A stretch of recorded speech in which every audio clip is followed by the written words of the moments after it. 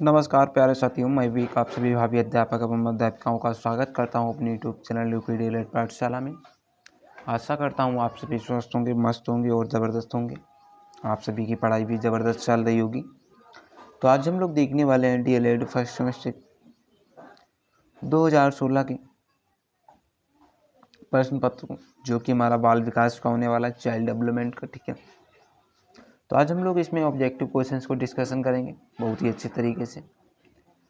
और यदि आपने अभी तक हमारे चैनल को सब्सक्राइब नहीं किया है तो प्लीज़ आप सभी हमारे चैनल को सब्सक्राइब कर लीजिएगा और बेल आइकन को प्रेस कर लीजिएगा, ताकि हर एक वीडियो का नोटिफिकेशन आप तक पहुंच सके। तो चलिए स्टार्ट करते हैं आज के इस वीडियो। सबसे पहले हम लोग बहुविकल्पीय प्रश्नों को देखेंगे। ठीक है, तो प्रश्न संख्या 1 है कि बाल विकास का विभाजन कितनी अवस्थाओं में किया जाता है? 4, 3, 5, 6। तो इसका जो राइट आंसर हो जाएगा वो हो जाएगा ऑप्शन नंबर सेकंड से हो जाएगा 3। ठीक है, हमसे किसी के अकॉर्डिंग पूछा नहीं गया है। ठीक है, तो हम बताएंगे बाल विकास का विभाजन 3 अवस्थाओं में किया गया है। सबसे पहले शैशवावस्था, ठीक है, जो कि जिसका जो टाइम ड्यूरेशन होता है 0 से 6 वर्ष होता है। ठीक है, शैशवावस्था। फिर बाल्यावस्था, इसका जो टाइम ड्यूरेशन होता है वो 6 से 12 वर्ष होता है। ठीक है, फिर आता है किशोरावस्था। किशोरावस्था का जो टाइम पीरियड होता है वो कितना होता है? 12 से 18 वर्ष होता है। ठीक है, अगले प्रश्न को देखेंगे कि बच्चों को पूर्वजों से प्राप्त गुण कहा जाता है? आनुवंशिकता, परिपक्वता, वातावरण, आत्मसम्मान। तो इसका जो राइट आंसर हो जाएगा वो हो जाएगा ऑप्शन नंबर फर्स्ट से हो जाएगा आनुवंशिकता। ठीक है, आनुवंशिकता को हम और किस नाम से जानते हैं? तो वंशानुक्रम के नाम से भी जानते हैं। ठीक है, आनुवंशिकता को अंग्रेजी में हेरिडिटी बोलते हैं। ठीक है, तो हेरिडिटी यानी आनुवंशिकता वह प्रक्रिया है जिसके माध्यम से गुण या विशेषताओं का एक पीढ़ी से दूसरी पीढ़ी में स्थानांतरण होता है। यह गुण माता पिता से संतानों में डीएनए के माध्यम से हस्तांतरित होते हैं। ठीक है, क्या हो गया? आनुवंशिकता हो गया। अगला प्रश्न है कि बुद्धि के समूह कारक सिद्धांत का प्रतिपादन किसने किया गया? हिलगार्ड, बिने, थ्रस्टन, थॉर्नडाइक। तो इसका जो राइट आंसर हो जाएगा वो जाएगा ऑप्शन नंबर थर्ड से हो जाएगा थ्रस्टन। ठीक है, प्रश्न संख्या 4 है कि निम्नलिखित में से कौन सा परीक्षण बुद्धि का मापन करता है? सीएटी परीक्षण, टीएटी, एमएटी, भाटिया बैटरी परीक्षण। तो इसका जो राइट आंसर हो जाएगा वो जाएगा ऑप्शन नंबर 4 से हो जाएगा भाटिया बैटरी परीक्षण। ठीक है, यहाँ पे सीएटी का जो फुल फॉर्म है वो है बाल अंतर्बोध परीक्षण। ठीक है, टीएटी का है, इसका होता है प्रसंगात्मक अंतर्बोध परीक्षण या फिर प्रक्षेपित तकनीकी। ठीक है, एमएटी अनायास पूर्वक आ गया। ठीक है, भाटिया बैटरी परीक्षण क्या है?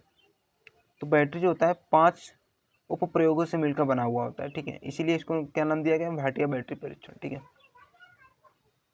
अगले प्रश्न में चलते हैं कि जीन पियाजे द्वारा बालक के संज्ञानात्मक विकास का वर्णन कितनी अवस्थाओं में किया गया?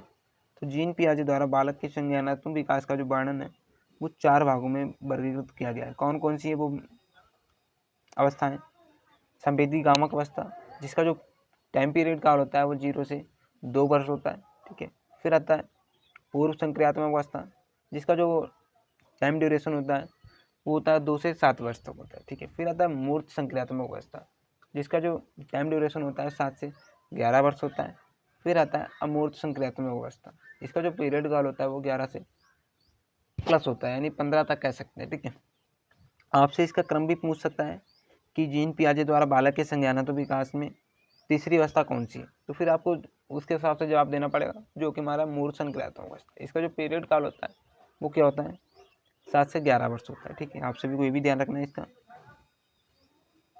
अगला प्रश्न है कि वह मानसिक योग्यता जिसके आधार पर वह किसी नवीन रचना या विचार को उत्पन्न करता है क्या कहलाती है? जैसे ही आपको क्या दिखे? नवीन रचना या विचार दिखे तो आप क्या करेंगे?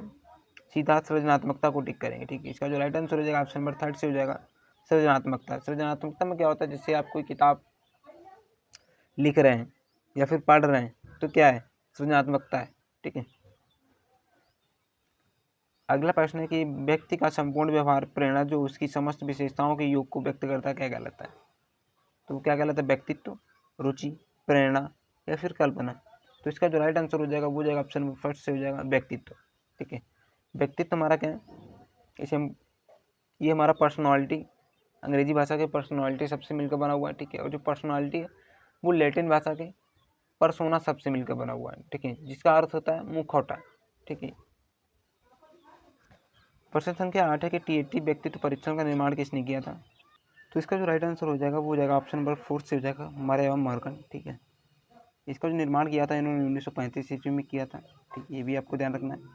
और एक हमारा हार्मन रोसार्क, तो इन्होंने एक स्याही धब्बा परीक्षण दिया था जिसमें कार्डों की संख्या कितनी थी? 10 थी, ठीक है। प्रश्न संख्या 9 है कि अनुभव एवं प्रशिक्षण के कारण व्यवहार में होने वाले परिवर्तन क्या कहलाते हैं? प्रेरणा, प्रत्यक्षीकरण, अधिगम, संवेदना। तो इसका जो राइट आंसर हो जाएगा वो हो जाएगा ऑप्शन नंबर 3 से हो जाएगा, अधिगम, ठीक है। अनुभव एवं प्रशिक्षण के कारण व्यवहार में होने वाले परिवर्तन क्या कहलाते हैं? तो वो अधिगम कहलाते हैं, ठीक है। प्रश्न संख्या 10 है कि बालक के कोशों एवं पेशियों में समय के साथ साथ होने वाला परिवर्तन जिसके कारण वह एक निश्चित समय पर कोई कार्य कर सकता है क्या कहलाता है? परिपक्वता, अधिगम, संयोजन या फिर पर्यावरण। तो इसका जो राइट आंसर हो जाएगा वो हो जाएगा ऑप्शन नंबर 1 से हो जाएगा, परिपक्वता, ठीक है। प्रश्न संख्या 11 है कि थॉर्नडाइक ने प्रश्न संख्या 11 है कि थॉर्नडाइक ने सीखने से संबंधित मुख्य सिद्धांतों का प्रतिपादन किया। 5, 3, 4, 6। तो इसका जो राइट आंसर हो जाएगा वो हो जाएगा ऑप्शन नंबर 2 से हो जाएगा 3, ठीक है। वैसे थॉर्नडाइक ने 8 नियमों का प्रतिपादन किया, लेकिन उनके 5 गौण नियम है और 3 मुख्य नियम है। मुख्य नियम कौन कौन से?